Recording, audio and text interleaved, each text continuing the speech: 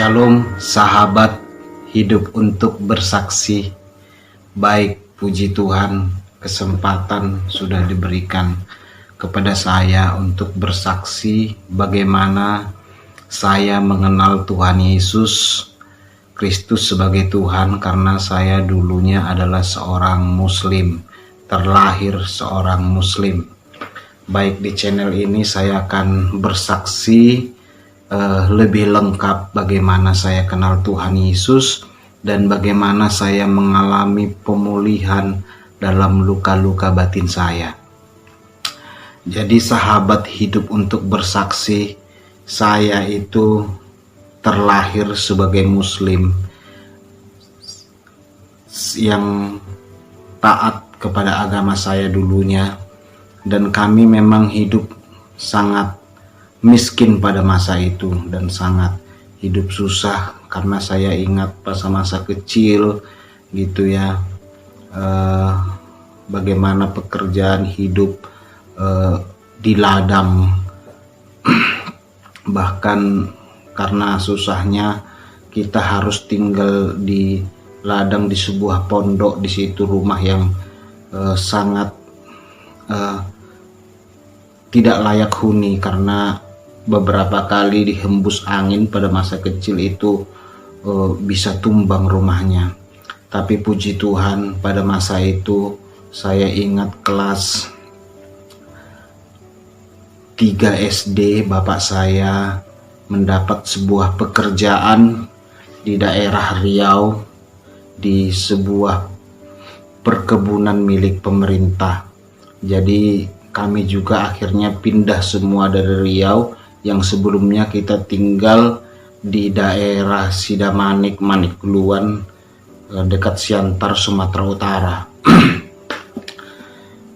Jadi memang pada masa-masa itu adalah bapak saya memang menikah dengan mama saya. Dia masuk muslim karena mama saya adalah seorang muslim mulai dari keturunan nenek moyangnya. Jadi bapak saya itu Kristen, jadi menikah dengan mama masuk muslim. Jadi bapak saya waktu masuk muslim, seingat saya dulu masa kecil, dia adalah orang yang lumayan taat pada masa itu. Namun itu berselang hanya beberapa tahun saja. Bapak saya rajin sholat subuh dan lain-lain. Namun akhirnya pada masa-masa itu bapak saya kembali ke kehidupannya yang lama, hidup dengan mabuk-mabukan gitu ya pada masa itu, karena bapak saya memang seorang peminum alkohol yang sangat kuat. Jadi saya ingat pada masa kecil waktu saya bersama dengan adik saya yang juga sudah almarhum, jam 11 malam atau jam 12 malam, apabila bapak saya menginginkan alkohol itu, dia suruh kita beli ke sebuah daerah yang sangat jauh, karena kita tinggal di perkampungan. Itu bisa sampai hampir 1 jam perjalanan melewati hutan-hutan gitu, karena kita tinggal di ladang yang sangat jauh dari keramaian. Jadi saya ingat bagaimana susahnya hidup kita dulu. Bapak saya memang bapak yang sangat kejam. Makanya masa-masa kecil saya rajin untuk ibadah, untuk melakukan doa khusus buat bapak saya agar bapak saya bisa berubah. Memang hidup kita sangat miskin tersebut, sehingga kita pindah ke daerah Riau. Bapak saya juga tidak berubah gitu. Jadi walaupun begitu, saya dan keluarga dan adik-adik tetap melakukan ibadah dengan baik, rajin sholat. Bahkan waktu masa kecil saya ingat kalau kita tidak sholat subuh, mama saya pasti memukul kami gitu. Dia siapkan rotan di dinding. Apabila kita dibanguni sekitar jam 4 pagi tidak bangun, itu akan dilibas oleh mama saya, maksudnya dipukul gitu ya. Jadi kita harus mandi dulu baru sholat subuh. Itu masa-masa kecil. Dan kalau kita mau tidur, kalau tidak doa mau tidur, mama saya juga bisa marah. Kita harus doa mau tidur, bismikallahumma ahya wa amut. Jadi kita memang sangat taat dalam beribadah, dan sungguh-sungguh termasuk puasa bulan Ramadan kita juga rajin untuk berpuasa. Makanya walaupun sudah puluhan tahun saya tidak lagi menganut kepercayaan saya sebagai seorang muslim, namun saya masih hafal doa buka puasa. Allahumma laka sumtu wa bika amantu wala rizkika artoltu birahmatika ya rahmani rahimin. Masih hafal sahabatku. Jadi saya ingat waktu masa kecil bapak sering memukul kami, kadang dengan kayu yang sebesar ini kalau dia sudah marah dan sudah mabuk. Bahkan pelampiasannya kepada kami. Saya masa kecil tidak pernah merasakan namanya kasih sayang seorang bapak, tidak merasakan bagaimananya peluk hangat dari seorang bapak sendiri. Dan ketika itu yang saya alami hanya dendam kepada bapak saya. Bahkan saya punya cita-cita masa kecil, kalau saya besar saya ingin membunuh bapak saya. Namun kendati pun begitu, saya karena masih kecil tidak mampu untuk melawan bapak saya. Namun itu saya pendam, terus saya pendam dalam hati. Saya memang sangat dendam kepada bapak saya pada masa itu. Karena bapak pun tidak mau sungguh-sungguh di dalam keislaman. Cuman kami dengan adik dan mama saya yang sungguh-sungguh berdoa, bertawakal kepada Allah Subhanahu wa Ta'ala pada masa itu. Jadi saya ingat pada masa-masa SD kita ada perlombaan-perlombaan antara anak-anak, baik itu di masjid pada tahun-tahun 90-an. Kita ikut gitu ya, perlombaan baca surat Al-Fatihah atau surat Al-Ikhlas gitu ya, kita ikut. Dan saya pada masa itu saya beberapa kali mendapatkan juara untuk lomba-lomba antar anak-anak pada masa-masa kecil ya, sekitaran masjid tersebut ya. Jadi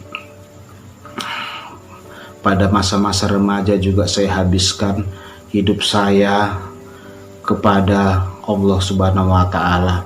Bahkan di masjid pun saya dulu saya adalah pembawa azan pada masa-masa itu. Makanya sahabatku, saya masih ingat sedikit demi sedikit cara azan gitu. Bahkan sholat subuh pun, karena di kampung saya itu termasuk saya salah seorang pemuda remaja yang pada masa itu sangat rajin untuk sholat. Jadi sholat subuh pun kadang saya dipercayakan oleh Pak Haji untuk membawakan azan.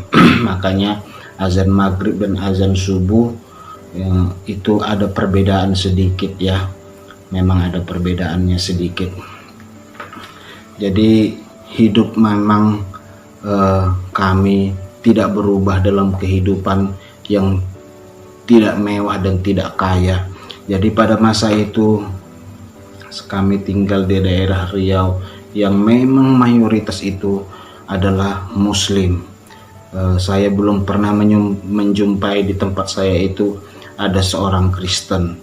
Jadi memang semuanya daerah itu adalah muslim.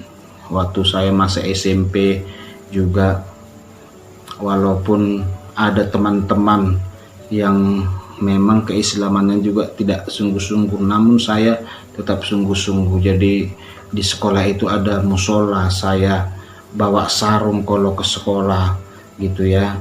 Jadi saya sempatkan sholat kalau istirahat siang, main-main kalau pada masa itu namanya. Jadi hidup memang sungguh-sungguh saya kepada keislaman saya, bahkan mengaji dan hari-hari saya habis untuk sungguh-sungguh di dalam agama saya, walaupun memang pada akhirnya saya bukanlah seorang ustadz atau ahli agama, tapi hari-hari kami habis untuk beribadah kepada Allah Subhanahu wa taala. Jadi sahabatku hidup untuk bersaksi.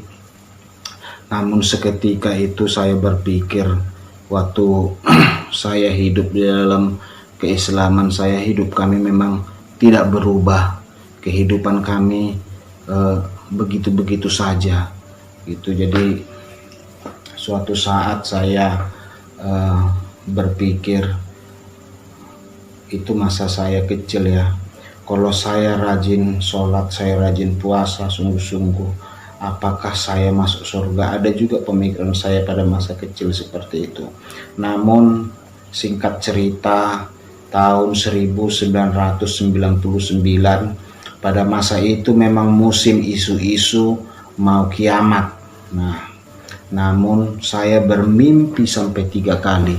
Mimpi saya itu saya dikejar-kejar ular gitu ya. Saya dikejar-kejar ular dalam mimpi saya. Dari kanan, dari kiri, dari belakang, dari depan, saya dikejar ular. Saya nggak tahu lagi mau lari kemana. Lalu saya melihat pohon, saya manjat ke atas pohon tersebut. Lalu di atas pohon itu juga banyak ular. Lalu saya berpikir, matilah saya pikir gitu. Lalu saya berseru, ya Allah tolong saya, ya Allah, ya Allah tolong saya, ya Allah. Lalu dalam mimpi itu saya teringat surah Al-Fatihah saja. Alhamdulillahirabbil alamin arrahmanirrahim maliki yaumiddin iyyaka na'budu wa iyyaka nasta'in ihdinas siratal mustaqim siratal ladzina an'amta 'alaihim ghairil maghdubi 'alaihim waladdallin. Itu yang saya baca, yang saya ingat dalam mimpi saya pada masa itu. Saya baca, namun itu ular tidak pergi. Akhirnya dalam mimpi saya putus asa. Saya bilang begini, Tuhan siapa pun tolong saya. Tiba-tiba ada tangan terulur dari atas, mukanya tidak kelihatan bercahaya, mengulurkan tangannya kepada saya dan mengangkat saya, sehingga saya selamat dari kejaran ular tersebut. Mimpi tersebut terjadi sampai 3 kali dengan mimpi yang sama. Saya dikejar ular lagi, lalu saya kebingungan, saya manjat ke pohon, lalu ada orang yang menolong saya dengan mukanya yang bercahaya, mengangkat saya. Dan hari ketiga mimpi itu sama persis, tidak ada bedanya. Saya berpikir, siapa itu ya? Saya pikir gitu, saya bingung. Memang waktu saya muslim pun saya sudah tahu ada Yesus gitu, Tuhannya orang Kristen. Tapi saya tidak tahu itu bahwa Yesus yang menolong saya pada masa itu. Saya berpikir apa itu ya? Saya pikir gitu. Akhirnya saudaraku, tahun 2000 saya ingat itu tanggal 8 bulan 1 saya ketemu dengan seorang penginjil. Penginjil itu cerita-cerita kepada saya. Akhirnya dia berkata, oh kamu muslim ya? Iya, memang pada masa itu adalah puasa bulan Ramadan, bulan suci Ramadan. Pada masa itu saya lagi melakukan ibadah puasa. Lalu cerita-cerita, saya terkagum apa yang dia bilang. Kalau kamu percaya Yesus, katanya gitu, kamu akan disembuhkan. Kalau kamu percaya Yesus, segala kutuk akan dilepaskan. Kalau kamu percaya Yesus, kamu pasti selamat, katanya begitu. Saya heran, begitu hebatnya Yesus ini, kok bisa melepaskan saya dari segala kutuk-kutuk gitu. Heran saya gitu. Jadi saya cerita bahwa apakah dia sanggup membuat saya lepas dari kutuk-kutuk kemiskinan? Sanggup. Kamu percaya Yesus, maka hidupmu akan diubahkan. Namun dalam hati saya tetap memberontak. Saya pikir ini tidak benar ini. Dia sudah mengajak saya sebagai orang kafir, saya pikir gitu ya. Lalu cerita-cerita. Lalu sahabatku duduk bersaksi. Lalu dia ajak saya berdoa. Namun saya nggak tahu entah kenapa saya pengen pergi dari tempat itu. Waktu dia memberitakan firman kepada saya ingin pergi, namun saya tidak bisa gitu, tidak mampu untuk pergi dari itu. dia bilang mari berdoa. Saya entah kenapa ikut saja pada masa itu untuk berdoa. Lalu dalam doa itu saya merasakan sesuatu yang sangat gelap sekali, sesuatu yang sangat gelap. Lalu dalam gelap itu muncul cahaya, dan cahaya itu sangat silau cahaya itu, dan membuat saya apa ini, saya terkejut gitu ya. Jadi waktu itu saya berkata kepada ibu ini, apa itu? Saya bilang. Dia bilang, gelap itu adalah kehidupanmu yang lama, dan terang itu adalah Yesus. Yesus menyatakan pribadinya kepada engkau, karena akulah terang dunia, kata Yesus. Saya pun akhirnya pulang. Saya satu malam tidak bisa tidur, berpikir begini, apakah benar apa yang dia bilang itu? Saya berpikir gitu, saya tidak bisa tidur. Apa benar Yesus ini Tuhan ya gitu? Dia cerita. Karena setahu saya Tuhan tidak punya anak dan tidak diperanakan, sesuai dengan surat Al-Ikhlas yang memang didoktrin, ditanamkan dalam kehidupan kami. Bahkan sebelum tahu pun kita pengajian tentang Islam seutuhnya, kita pun sudah tahu bahwa orang-orang kafir itu akan menjadi kayu api di neraka. Orang-orang Kristen yang menuhankan manusia, kita tahu. Bahkan surah Ikhlas dengan jelas ditanamkan dalam kehidupan kita pada masa kecil. Qul huwallahu ahad, Allahu somad, lam yalid lam yulad, lam yakul lahu kufuwan ahad. Bahwa Allah tidak beranak dan tidak beranakan. Bahkan itu saya pikir tidak mungkin. Namun malam itu saya tidak bisa tidur. Saya berpikir, apakah Yesus ini Tuhan gitu ya? Apakah dia mampu melepaskan kehidupan saya dari segala kesusahan selama ini? Jadi singkat cerita, besok pagi saya ketemu dengan ibu itu, ibu penginjil itu. Dia saya temui dan dia bertanya kepada saya, jadi bagaimana? Apakah kamu mau ikut Yesus? Katanya begitu ya, mau percaya Yesus. Lalu saya ingin tahu gitu ya. Saya jawab aja seperti ini, oke lah, kalau memang Yesus itu adalah Tuhan, saya ingin tahu. Saya bilang begitu ya. Akhirnya saya dibawa lah waktu itu ke Sumatera Utara, dibawa saya ke Medan. Namun waktu saya sampai di Medan, saya dibawa ke sebuah persekutuan, dan di persekutuan itu saya sangat merasa aneh gitu dengan ibadah orang Kristen gitu ya, tepuk tangan, bernyanyi-nyanyi, menari-nari. Wah, ini ibadah sesat ini, saya pikir gitu. Saya pun merasa lucu, masa memuji Tuhan begitu dalam hati saya. Apalagi mereka menyembah gitu, haleluya. Saya terbayang itu seperti penyembahan-penyembahan berhala-berhala pada masa-masa ada film-film penyembahan berhala zaman-zaman batu, wow, gitu ya. Saya, wah ini memang udah sesat. Cuman saya entah kenapa ya, pada masa itu saya pingin kabur gitu, nggak bisa. Akhirnya saya dibawalah ke Perapat. Lalu di Perapat itu saya dibawa ke sebuah gereja.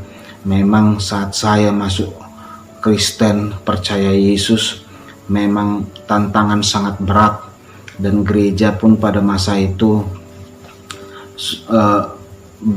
mereka berterus terang takut menerima saya, bahkan mencurigai saya sebagai mata-mata ataupun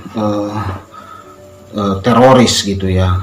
Cuman akhirnya karena tuntunan Roh Kudus, Bapak Pendeta itu mau nerima saya yang dibawa penginjil itu. Saya ditaruh di situ beberapa hari, dicek semua tas saya apakah ada barang-barang mencurigakan.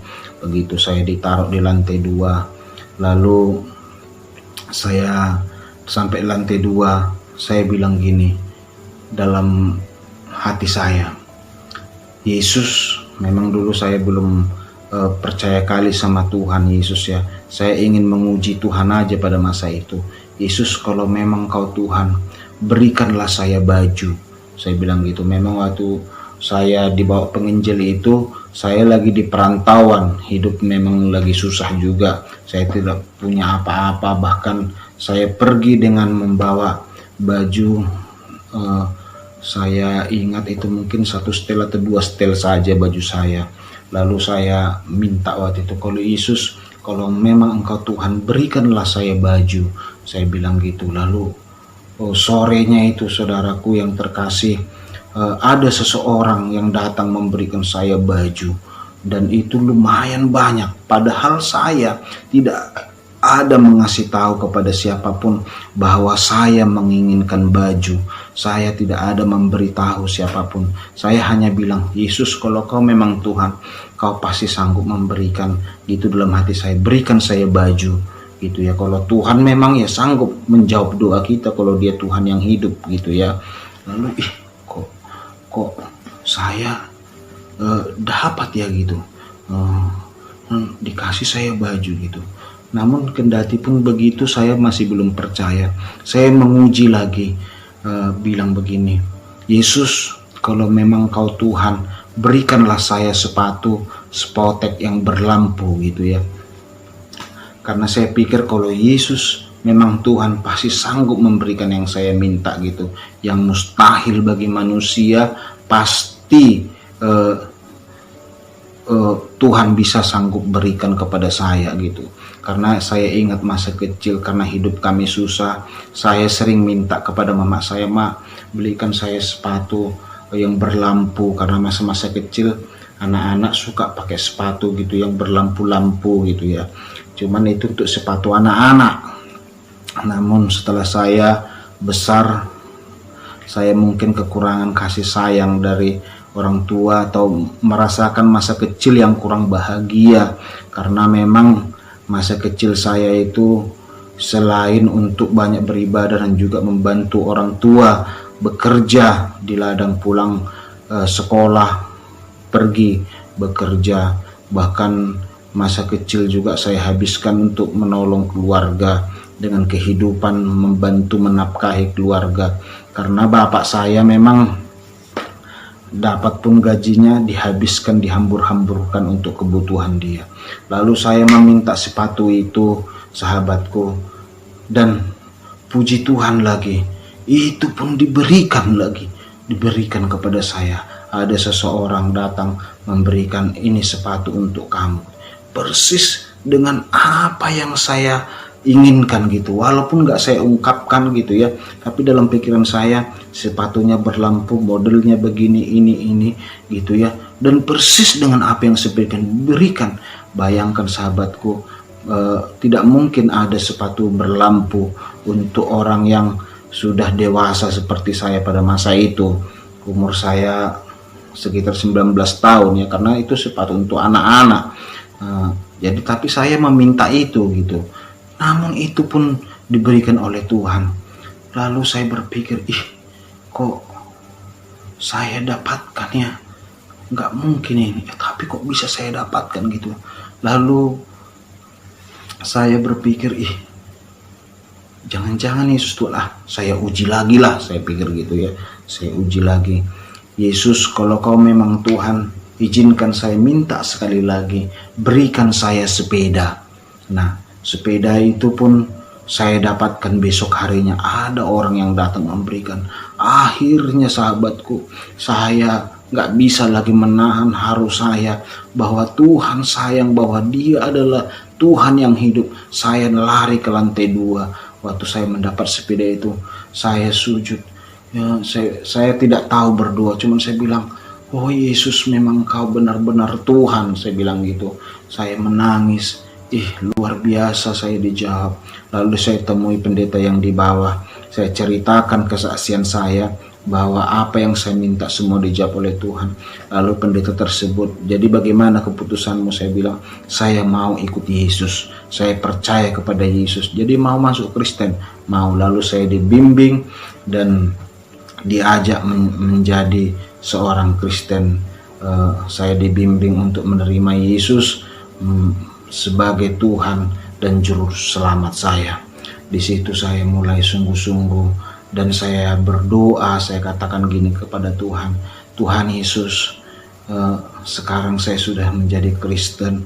Tuhan tolong jamah keluarga saya. Itu permintaan dan doa saya di awal ketika saya percaya Yesus.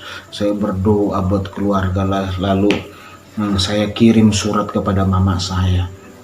Saya bilang gini, saya tulis Shalom. Nah biasanya kan Assalamualaikum warahmatullahi wabarakatuh gitu ya. Ini saya tulis Shalom, mama tidak usah khawatir gitu.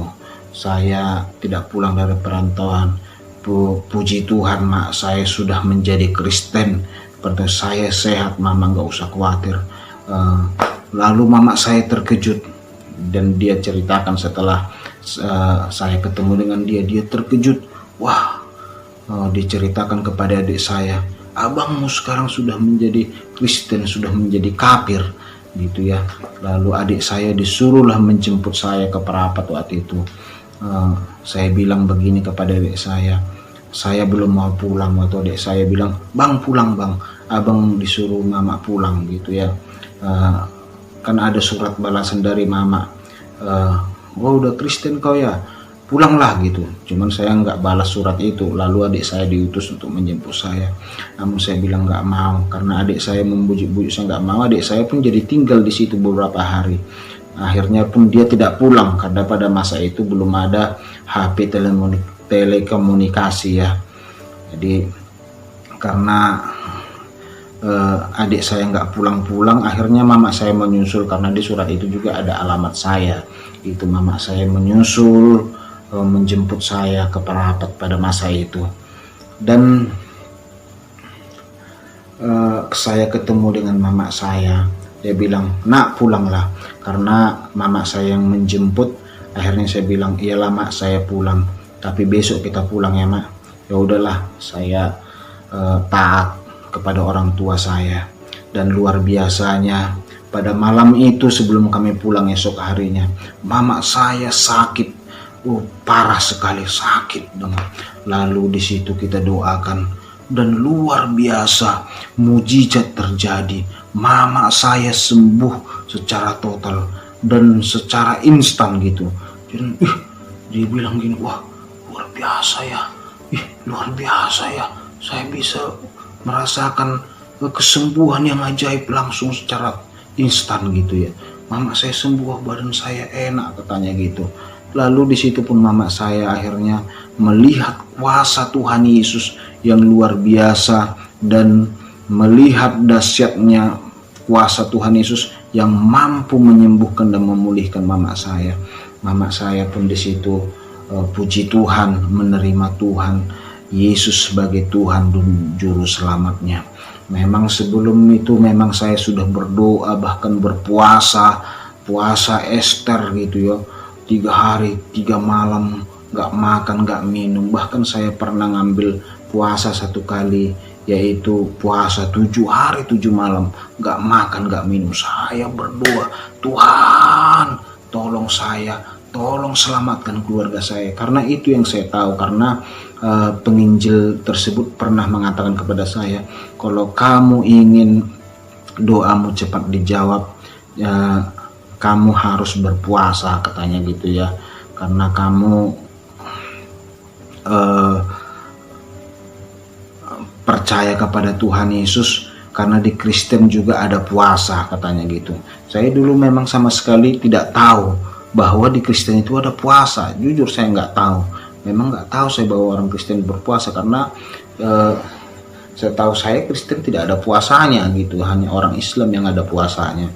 Jadi waktu saya dikasih tahu begitu, saya berpuasa, puasa setiap hari gitu ya. Dan di gereja saya pada masa itu, puasa itu mulai jam 10 malam sampai ke jam 5 sore atau jam 6 sore kita baru buka puasa.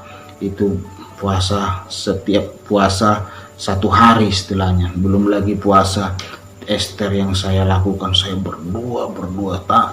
Saya hanya tahu memuji Tuhan dan berdoa pada masa itu. Selamatkan keluarga saya. Puji Tuhan, pada masa itu adik saya dan mama saya juga akhirnya menerima Tuhan Yesus sebagai Tuhan dan Juru Selamatnya. Lalu pulanglah kami ke Riau. kami sudah menjadi orang percaya. Lalu bapak saya marah sekali dan memukuli kami. Bahkan mama saya yang mengalami penderitaan. Bagaimana pemukulan dari dari bapak saya gitu ya. Karena bapak saya ini dulu Kristen gitu. Kristen, dia bilang gini, tahu kamu, katanya, Yesus itu disalib karena apa? Karena dosanya. Aku sudah masuk Islam, kalian malah masuk Kristen lagi, katanya gitu. Dia paling marah. Saya ingat waktu mama saya ke gereja, ditendang pakai sepatu yang besi ujungnya. Dipukul di sisa. Di situ saya sudah menjadi Kristen, muncul lagi dendam saya kepada bapak saya. Kejam kali bapak ini gitu ya, kejam bapak itu. Dan saya pulang ke Perapat, saya diingatkan oleh hamba Tuhan di dalam doa. Waktu itu kita ada doa puasa juga. Jadi sebelum buka puasa kita berdoa, kita menyembah. Kami merasakan hadirat Tuhan yang sangat kuat. Tiba-tiba ada orang yang bernubuat dan menyampaikan sesuatu kepada saya bahwa saya harus mengampuni bapak saya. Saya terkejut, padahal selama ini tidak pernah saya ceritakan kepada orang bahwa saya benci dan dendam kepada bapak saya. Namun dalam hati saya masih mempunyai rasa dendam gitu kepada bapak saya karena kejamnya dan bengisnya pada masa kecil bapak saya kepada kami. Dengan penyiksaan dan pemukulan yang kami rasakan, karena memukulnya tidak tanggung-tanggung, sama dengan memukul orang dewasa sekuat tenaga. Sampai saya ingat pada masa kecil karena ditendang bapak saya, dada saya, sampai saya sesak. Sampai saya sesak sekali. Lalu karena saya sesak, ampun pak, saya bilang gitu. Bapak saya malah tembem emosi, dia pukul, kau melawan apa? Sampai saya gak bisa, saya pikir saya sudah meninggal gitu ya.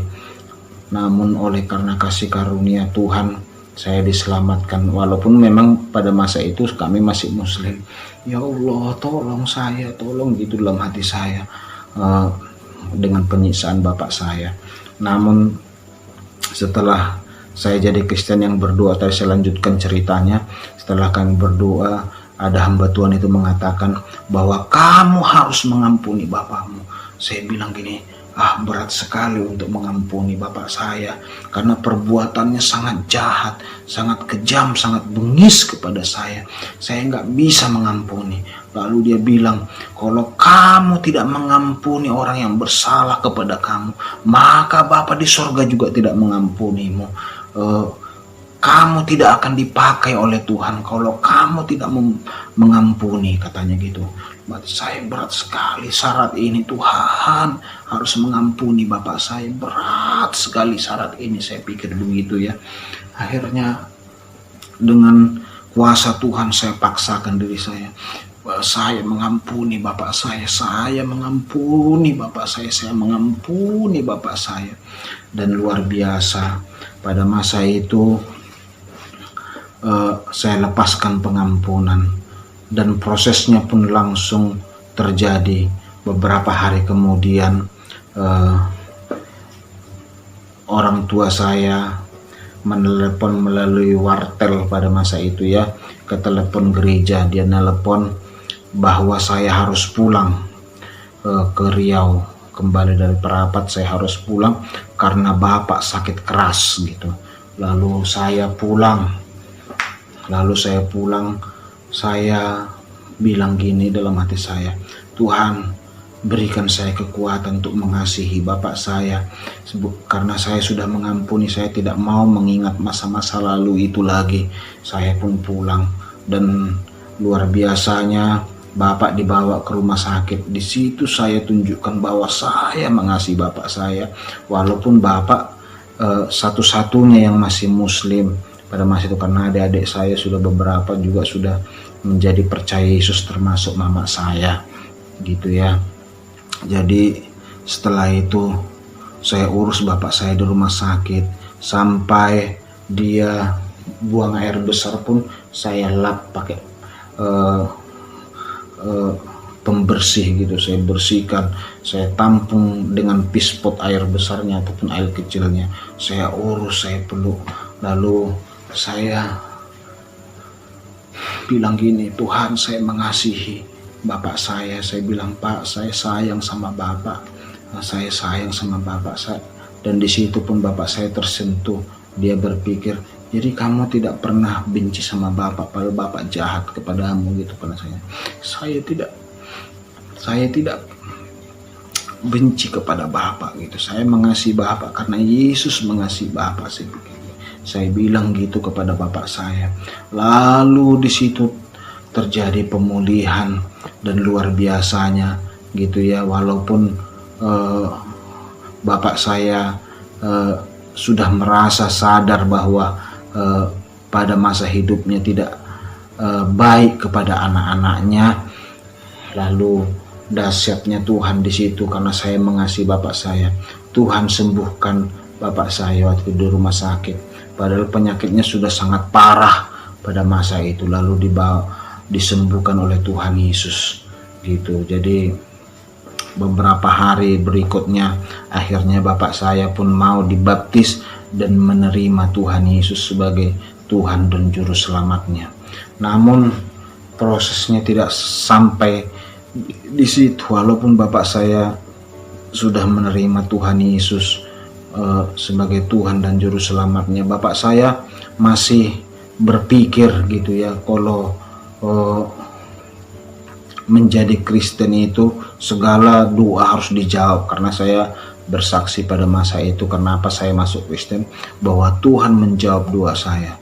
Jadi bapak saya berkata begini, setelah menjadi Kristen kita mana ada doa kita dijawab gitu.